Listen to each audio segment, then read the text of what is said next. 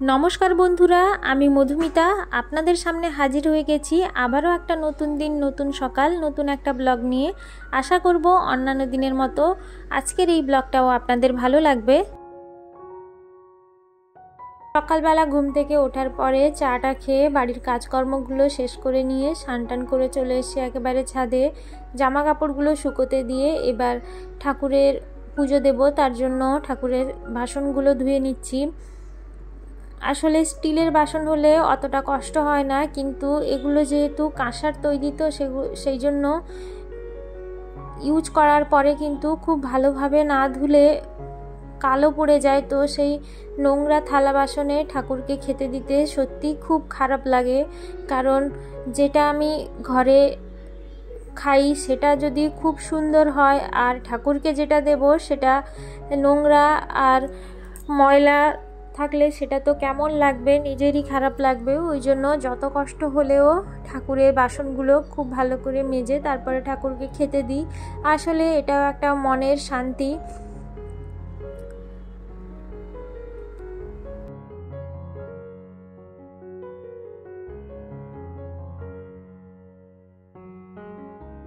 বাড়ির কাজ তো প্রত্যেক দিন থাকবেই, সংসার মানে সেখানে কাজের কোনো শেষ নেই।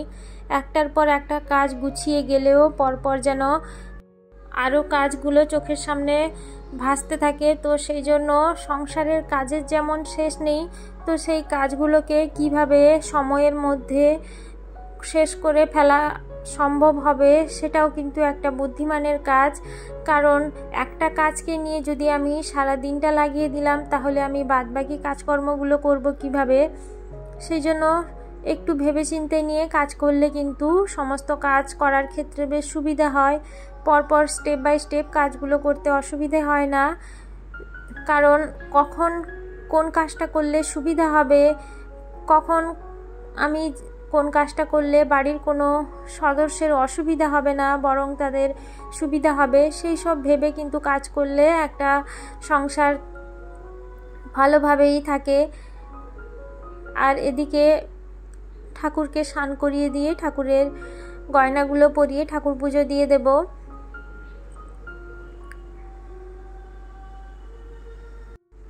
আসলে কি বলুন তো, এখনকার যা সমাজ ব্যবস্থা, এই সময় এসে দাঁড়িয়ে যেন নিজে কিছু করতে না পারলে নিজেকে কিন্তু ভীষণ বড় মনে হয়, যেন সমাজের কাছে আমি কোনো কিছুই না। একটা টাকার যদি কোনো জিনিস কিনতে আমাকে অন্যের কাছে হাত পাততে হয়, তাহলে আমি যে এখনকার দিনে দাঁড়িয়ে পড়াশুনো করে শিক্ষিত হয়ে কি করলাম? তাহলে আগেকার দিনের কথা আমি বাদই দিলাম, তখনকার দিনে পড়াশুনো কেউ করতো না, সেরকম বাইরের চাকরি বাকরির কোনো সুযোগ সুবিধাও ছিল না। সেই জন্য প্রত্যেকটা গৃহবধূই ঘরেই থাকতো এবং ঘরের কাজকর্মই সারাদিন নিয়ে ব্যস্ত থাকতো।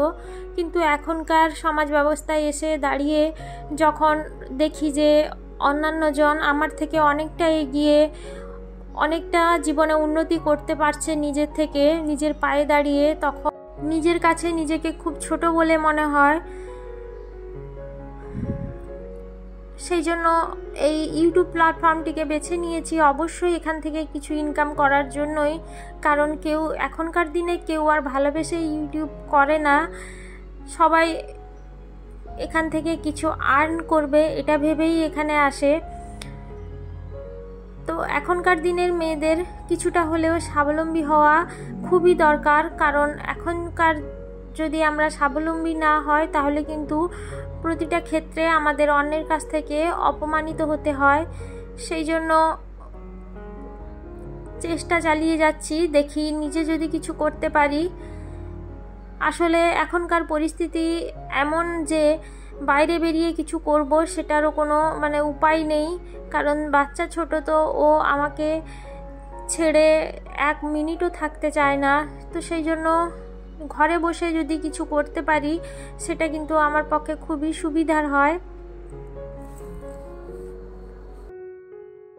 আর সব সময় নিজের শখ, নিজের ইচ্ছে পূরণ করার জন্য অন্যের কাছ থেকে চাইতে খুবই খারাপ লাগে। যদিও বা সেই মানুষটা কোনো কিছুতেই বাধা দেয় না, তবুও নিজের একটা আত্মসম্মানে লাগে যে সব সময় একটা মানুষের কাছ থেকে হাত পেতে চাইবো। তো সেই জন্য অনেকটা অবসাদেও ভুগি মাঝে মাঝে, যে মনে হয় আমি জীবনে হয়তো কিছুই করতে পারবো না। মানুষের মনে তো স্বপ্ন অনেক দেখে, কিন্তু সব স্বপ্ন কখনোই সত্যি হয় না।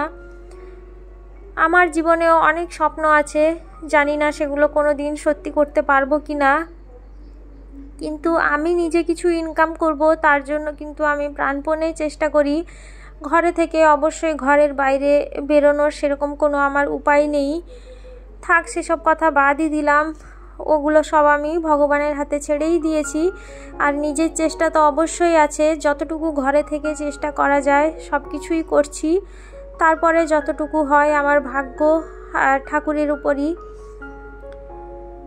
এদিকে সবজি টবজি কেটে রান্নাটাও একদিকে চাপিয়ে দিয়েছি, তারপরে মাছটা নিয়ে বসে গেছি, কারণ সব কিছু গুছিয়ে রান্না করতে গেলে কিন্তু অনেকটাই টাইম চলে যায়। আমি কি করি, একটা রান্না চাপিয়ে দিয়ে হয়তো যেদিন ভাত ডাল হবে, ভাতটা একদিকে চাপিয়ে দিলাম আর একদিকে গ্যাসে ডালটা চাপিয়ে দিলাম, তো ততক্ষণে ভাত ডাল হতে হতে আমার এদিকে সবজিটা কাটা হয়ে গেল। সবজিটা কাটা হয়ে গেলে তারপরে সবজিটা বসিয়ে মাছ যদি থাকে মাছটা কেটে নিই, নাহলে মাছ যদি আগের থেকে কাটা হয়ে থাকে তাহলে তো ভালো কথা। সেই সুযোগে আমি কি করি, যে ছেলেকে স্নান করিয়ে দিই, কিংবা রান্না করতে করতে যে সমস্ত থালা বাসনগুলো জমা হয়ে যায় ওগুলো একটু মেজে ধুয়ে রেখে দিই। যদি জামা কাপড় তোলার থাকে সেগুলো তুলে আনি, এইসবই করতে থাকি আর কি। সারাদিনে 1 মিনিট বসারও সময় হয় না, কারণ 1 মিনিট যদি বসে থাকি তাহলে আমার মনে হবে যেন এই কাজটা আমার করতে বাকি থেকে গেল। আর দুপুরবেলা তো ঘুমের কথা ছেড়েই দিলাম, ওই যেটুকু সময় ছেলেকে ঘুম পাড়াতে আসি সেইটুকু সময়ে আমি ইউটিউবের কাজটাই করি। আর সোশ্যাল মিডিয়ায় তেমন কোনো অ্যাপে গিয়ে, মানে ওই ফেসবুক হোয়াটসঅ্যাপ ওইসব তো বাদই দিলাম, তেমন কোনো ইউজ করি না সেভাবে। আগে খুবই এগুলো ইউজ করতাম, কিন্তু এখন সেগুলো আর করি না, কারণ এখন সেগুলো করলে মনে হয় যে অযথা টাইম নষ্ট। সবজি তরকারিটা আমার হয়ে গেছে, তারপর ডালটা করে নিয়েছি। বন্ধুরা, আমার ব্লগটা আপনাদের কেমন লাগলো অবশ্যই আমাকে কমেন্ট করে জানাবেন। আমার ব্লগ যদি আপনাদের কোথাও একটুও ভালো লেগে গিয়ে থাকে তাহলে আমার চ্যানেলটিকে সাবস্ক্রাইব করে আমার পাশে থেকে যাওয়ার অনুরোধ জানাবো। আর যারা যারা এখনও পর্যন্ত আমার চ্যানেলটিকে অলরেডি সাবস্ক্রাইব করেই ফেলেছেন তাদের প্রত্যেককেই আমি জানাবো অসংখ্য ধন্যবাদ। আপনারা এভাবেই আমার সাথে আছেন বলে, আমার পাশে আছেন বলে আমি কিন্তু এতটা দূর এগিয়ে আসতে পেরেছি।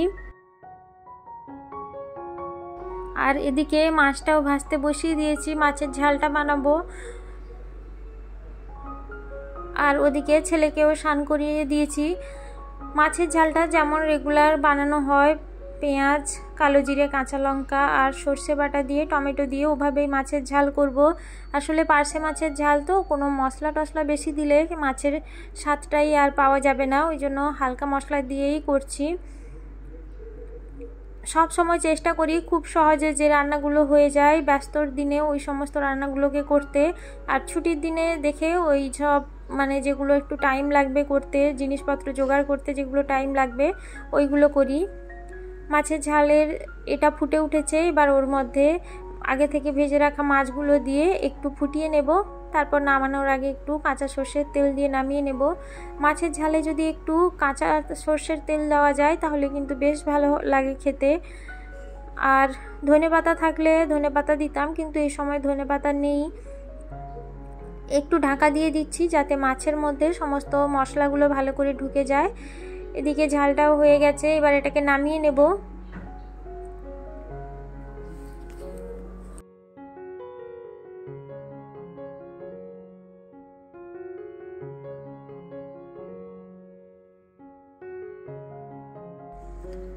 রান্নাবান্না শেষ হয়ে গেছে, এবার রান্নাঘরটাকে ভালো করে পরিষ্কার করে দিয়ে চলে যাব।